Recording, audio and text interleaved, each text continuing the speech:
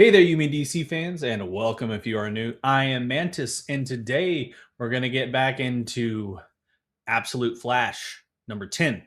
Let's go.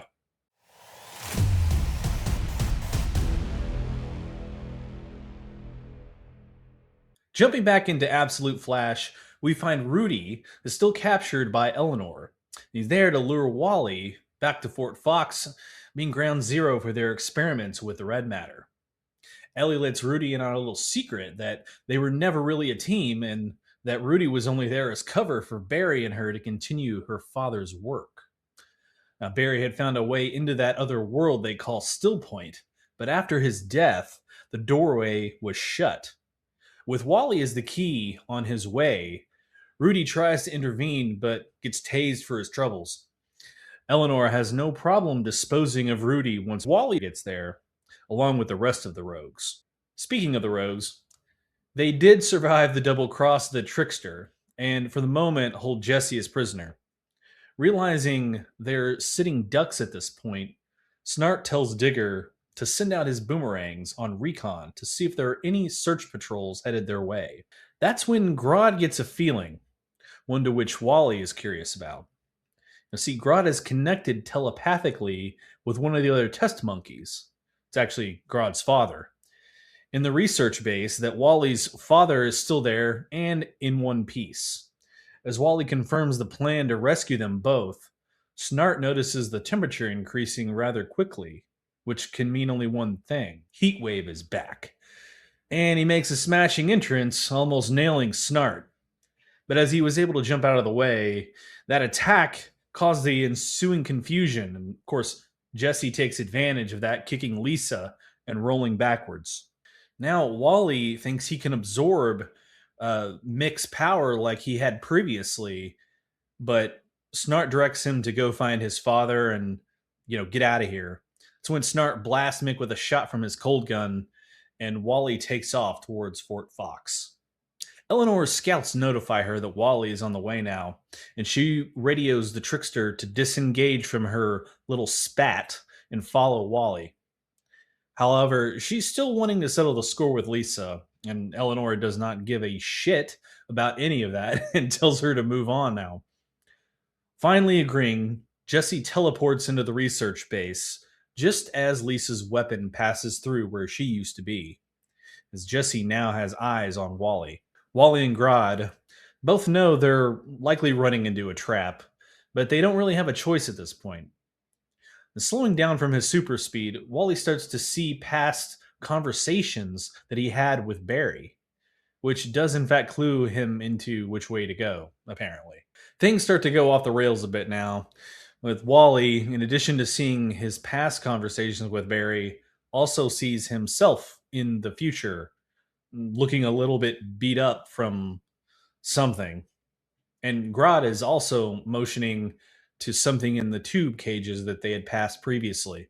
That's when Wally starts to have another episode, and it could be caused by his reduced proximity to the gateway, or it could be something to do with the red matter energy. Wally shakes it off, though, and tells Grodd that they will both find his dad along with Rudy. And that's when the trickster shows up and drops the ball.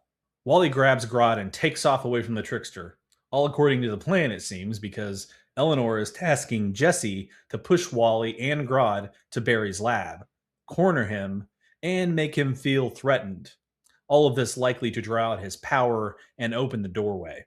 Back in the outskirts of Fort Fox, the rogues are still battling Heatwave and not having much luck as Digger's boomerangs just keep melting.